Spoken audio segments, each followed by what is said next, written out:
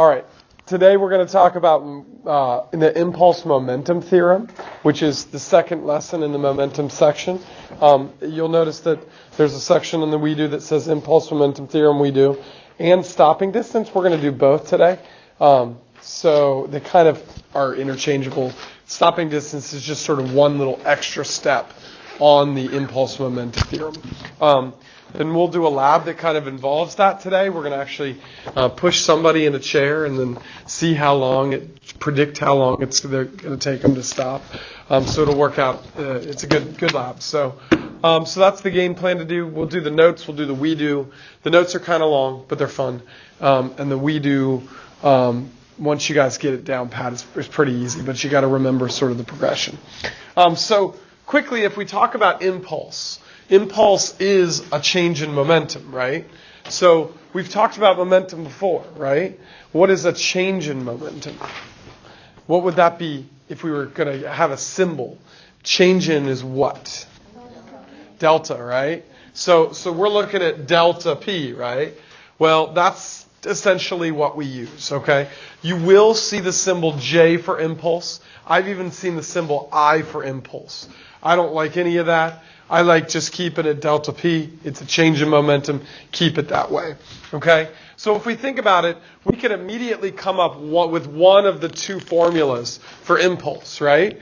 Because we know delta P is what impulse is. Well, what is delta anything?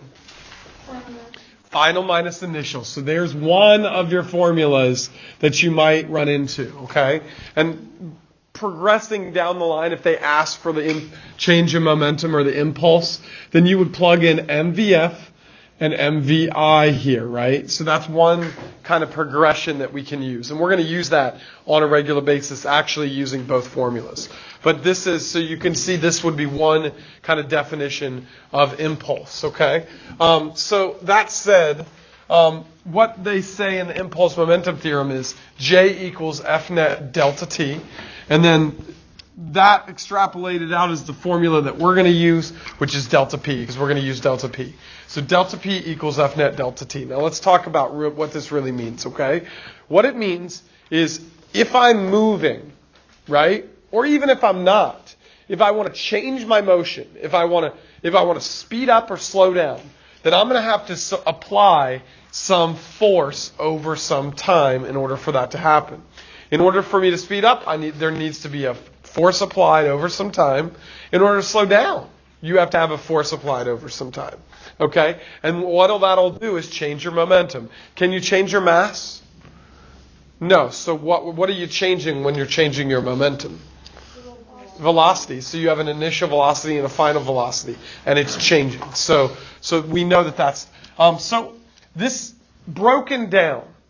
This is what we're going to do with this formula every time. If you could just remember the progression, then you're going to be okay. It's all on your formula sheet too. So delta P, what can I put in there?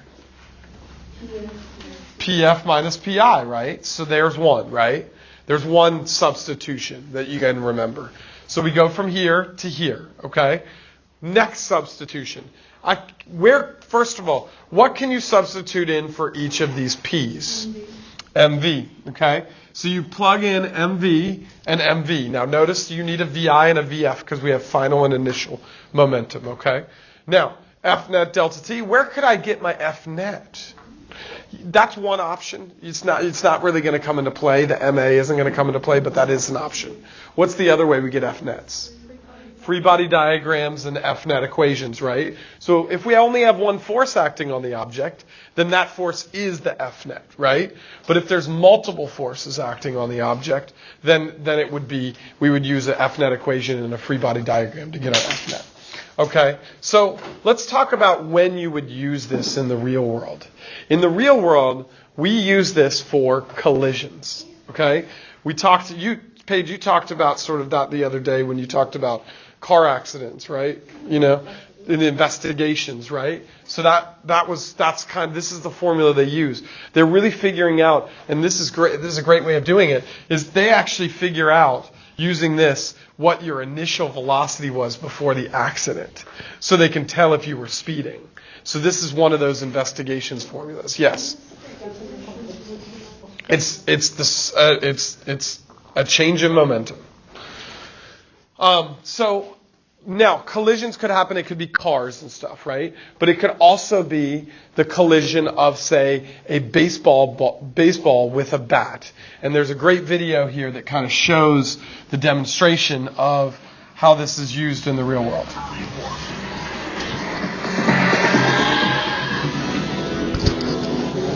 A baseball bat is one tough item. What really happens when bat meets ball? And why does the bat sometimes break? Even the Time Warp lab has its limitations, so we decided to pay a house call to another lab. This is the only place in the country where you certify the bats and the baseballs in the major leagues. Welcome to the University of Massachusetts Lowell Baseball Research Center. Here, Patrick Drain will show Jeff and Matt the scientific reason for broken bats. And to do so, Patrick uses this crazy machine. What we basically have here is we have a bat hanging here vertically.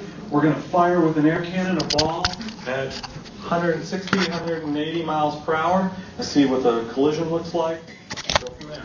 We're loading the machine with a regulation wooden bat made of ash, a long-time favorite in the big leagues.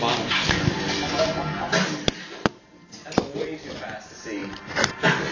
Now to whip the mash, Time Warp stuff. Yeah, that's good for focus. We're all set to fire. You ready? In the big leagues. That's way too fast to see. Now to whip some ash, Time Warp style. Yeah, that's good for focus. We're all set to fire. You ready? I'm all set up. Okay. So look at this, guys. This is a baseball. We can see the regulation hardballs. That's what a baseball does when a bat hits it. Think about that. That's a baseball. The ball is actually starting to wrinkle. Right, it has to go somewhere. That, to me, looks like a fake baseball. Yeah, that's a real Major League Baseball. If I just saw a frozen frame of that, I would think that you really destroyed this ball. This is about a third of the ball compressing almost flat. That would take, 50 or 60 of me standing on top of one of these to make it compress like. What energy is in the ball when it's on the bat? When it's on the bat? When it's on the bat, Potential. it's all potential. It's actually elastic potential energy. You would never think of elastic potential energy in a baseball, but you could see it squishes. All the kinetic energy went into elastic potential energy, and then it releases, and it turns back into kinetic energy going the other way. Like that. Or a couple cars. Or, we hasten to add, a professional ball player. So the ball's not even as tough as we thought. But that just makes the sight of a splintered bat all the more mysterious. What gives? Clearly the ball, but what else? So in this shot, we see the full bat. And the bat bends too? This makes me feel like every single piece of equipment in baseball is made out of rubber. It's totally unexpected because we look at a bat like this and it feels totally solid. Yeah, when you have a long object like a bat, it is going to have the ability to bend. We're seeing some vibrations that extend all the way into the hands. So every time I hit a ball, I feel this sting going through my arms. And I think it's hard for people to understand what that sting is, but it's really these vibrations that are going back and forth really, really fast. So I just wanted you to see, so really let's go back to the formula. When you talk about the formula, what they're talking about, this T would not be the time, like it would be the time it takes for the ball from when it hits the bat to compress and then let go again. You with me? Yep. So that's sort of a lot of this momentum, impulse momentum theorem is done when there's really short periods of time that are happening. Okay, and it's an important formula, and I'll show you why, because of things like this. That is a mangled car. The interesting part about it is I was in the passenger side of that car. So what happened was I was 23, 24 years old, and my dad was driving down, had stayed up a little late at night and hadn't gotten much sleep and was trying to drive the next day, and I was sleeping in the passenger side, and he fell asleep at the wheel. We drove into a bunch of trees, and we hit on my passenger side. We hit a tree going almost 60 miles an hour. Now, the crazy part about it is this was a brand new car. It was only like 2 weeks old. But they came out with the safety ratings for the Jeep Liberty after that accident, and it was the highest rated SUV safety rating wise. And so the fact that it had a high safety rating saved my life.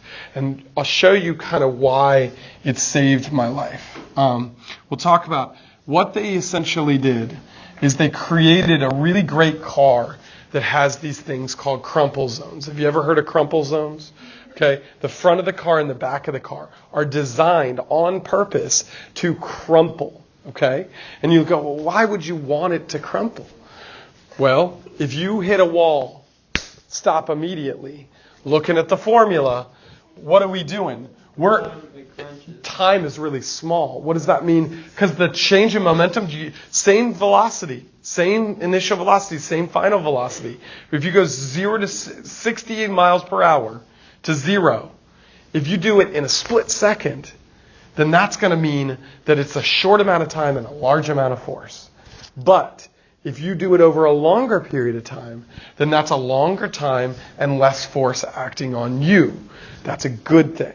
Less force on you means less chance that you're going to have a bad accident. So what they do is they create these areas in the front and in the back of cars called crumple zones. And that's also why when you get in kind of a mild fender bender, you barely even hit the guy, sometimes you have a lot of damage.